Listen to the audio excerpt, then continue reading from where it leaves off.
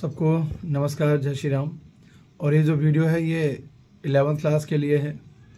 11th के दोनों morning और इवनिंग जो शिफ्ट स्कूल्स हैं डीओई के, उनका एग्ज़ाम हो गया है फिजिक्स का।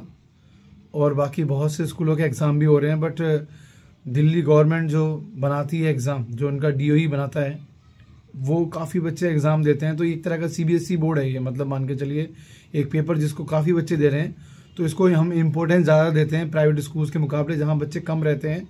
एक खास टीचर ही पेपर बनाता है 50-60 बच्चों के लिए। बाकी हो सकते हैं कुछ स्कूल्स हैं जिनके पेपर बन के आते हो फाइनल। ठीक है सर, तो मैं ये वीडियो इसलिए बना रहा हूँ क्योंकि अब अगला सेशन आप लोगों का 12th का चालू होने वाला है और फिजिक्स के पेपर बच्चों का बहुत बढ़िया गया है। और बढ़िया उसका गया है जो क्लासेस में रेगुलर था, जिसने स्टार्टिंग से ज्वाइन किया है और जिसने नवंबर से रिवीजन को सीरियस लिया। जिसने नवंबर से रिवीजन को सीरियस नहीं लिया वो एंड टाइम पर उसका पेपर इतना सही नहीं जाएगा, ये बात तो क्लियर है, क्योंकि बेसिक चीज़ें हैं। और दो बातें और बोलना चाहूँगा। इवनिंग शिफ्ट, जिनका स्कूल इवनिंग शिफ्ट होता है, मेरे पास मॉर्निंग में पढ़ते हैं, उन बच्चों का पेपर डिक्टो क्लास से आया है, नोट से, क्लासेस से आया है। मतलब नोट्स तो नहीं कहना चाहिए इसे, नोट्स तो कहीं मिल जाएंगे और फोटोकॉपी, बट जो क्लास में डिस्कशन किया हम लोगों ने, इवन जो लास्ट रिकॉर्डिंग थी उससे हमारे क्वेश्चंस क्लास के अंदर आए हैं, जो हमने भेजी थी आपको बना के। तो ये तुक्के वाली बात है उधर। अब मेरे क्वेश्चन मान लो एग्जाम में फंस गए तो मैं अच्छा टीचर हो गया, नहीं फंसते तो मैं अच्छा टीचर नहीं होता, ऐसा नहीं होना। हम स्टार्टिंग से पढ़ा रहे हैं, ईमानदारी से पढ़ा रहे हैं, एक रेगुलर क्लासेस चल रही हैं बेसिस पर, तो वो चीज़ ज़रूरी है। ये नहीं कि हमने एंड में शॉर्ट वीडियोस देख लिए, ठीक है, कुछ चीज़ें रट ली, ऐसे नहीं काम चलता। स्टार्टिंग से पढ़िए, टॉपिक्स को समझिए, क्योंकि नंबर लाना मकसद नहीं है। जिन चीज़ों के लिए हम पढ़ रहे हैं, जो डिसिप्लिन है, रेगुलरिटी है, वो टॉपिक समझ में आना चाहिए। रट कर तो कोई भी नंबर ला सकता है। आप खबरें सुनते होंगे पेपर लीक होते हैं, तो जो लीक कराने वाले लोग हैं क्या पढ़ाई करते होंगे ईमानदारी से? नहीं करते होंगे, और ये लोग कभी ज़िंदगी में कामयाब भी नहीं होते। और ऐसे लोग अगर आगे बढ़ेंगे तो फिर देश भी कामयाब नहीं हो पाएगा। लॉजिकली मैं आपसे ये कहना चाहता हूँ कि जो लोग सिर्फ इम्पॉर्टेंट पढ़ना चाहते हैं, वो लोग भी उतने ही खतरनाक हैं जितना पेपर लीक करने वाले हैं, क्योंकि वो लोग भी नहीं पढ़ना चाहते, लोग भी नहीं पढ़ना चाहते। तो सीरियस रहिए। और ये बात बहुत अच्छी लगी मुझे। हाँ, मॉर्निंग बताना भूल गया मैं, मॉर्निंग का 70 में से 63 पेपर जो था, वो पेपर का जो था वो डिक्टो नोट्स में से था। बाकी 7 मार्क्स पेपर उनका डिफ़िकल्ट था, जो डिफ़िकल्ट चीज़ें थी जिसमें बहुत दिमाग लगाते तो हो जाता। और जैसा कि मैंने लास्ट क्लास में बताया भी था आपको कि फिजिक्स 70-65 होता है, लेकिन 2 साल में, मतलब ऐसा तो होता था पहले, लेकिन अभी 1 साल पिछले साल नहीं हुआ था, पेपर डिक्टो नहीं आ रहा था। लेकिन ये जो इवनिंग का पेपर आ गया है इस बार, वो 70/70 फिजिक्स में आ गया है, जो इवनिंग शिफ्ट का है। मॉर्निंग शिफ्ट का 70/63 था, जो नोट्स में से था। और जो ईमानदारी से पढ़ेगा पेपर मतलब कर सकता है, वो पेपर सॉल्व कर पाएगा। अगर आप इसको 10th समझेंगे तो दिक्कत हो जाएगी। 10th में कंटेंट कम रहता है, डिफिकल्ट वो भी होता है, लेकिन 11th 12th बहुत डिफिकल्ट होते हैं। यहाँ पे बहुत ज़्यादा चीज़ें होती हैं जिन्हें पढ़ना पड़ता है, समझना पड़ता है, तब जाके बंदा आगे बढ़ता है। और मैं पेपर से यही सलाह दूंगा आपको बेटा कि ज़्यादा गलत जगह ट्यूशन मत पढ़ो। अगर आपके दोस्त कहीं गलत जगह पढ़ रहे हैं उनको बताओ, और मोबाइल के चक्कर छोड़ के कॉपी पेन लेके बैठो। ये चीज़ें छोड़ दो, आपकी क्लास हम अपसेंट करेंगे और फिर क्लास में चीज़ें ठीक हो जाएंगी, ये सब चीज़ें नहीं होती।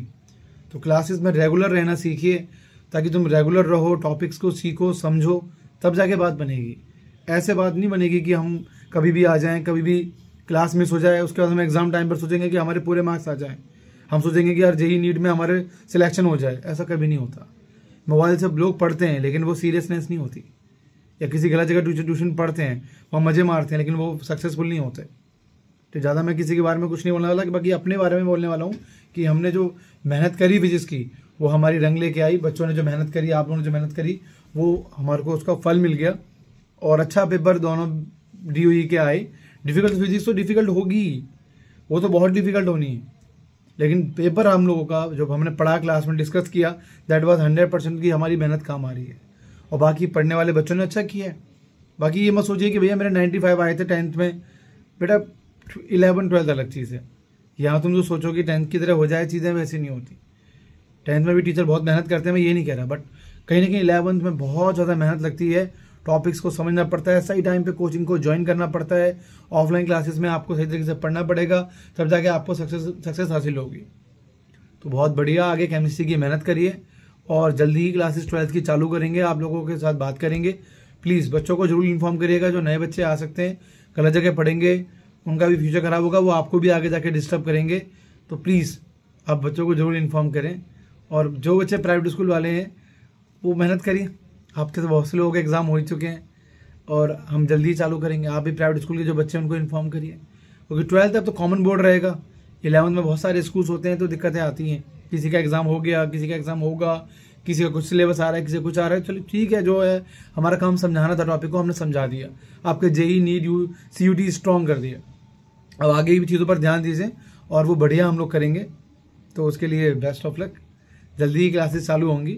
बाकी अभी केमिस्ट्री का एग्ज़ाम है, मतलब जो दिल्ली स्कूल्स वाले हैं उनको मेहनत करनी चाहिए। बाकी सब लोग जुड़िए, कोई दिक्कत नहीं है।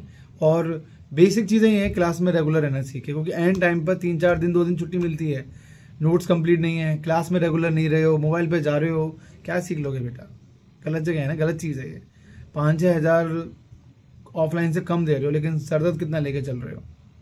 कोई सीरियस हो भी रहा है या नहीं हो रहा, मोबाइल पर बैठे हैं, तो वो भी तो गलत चीज़ है। तो ईमानदारी से पढ़िए, ऑफलाइन क्लासेस में आइए, ईगल वाइज की जल्दी चालू होने वाली हैं। And again best of luck. चलिए।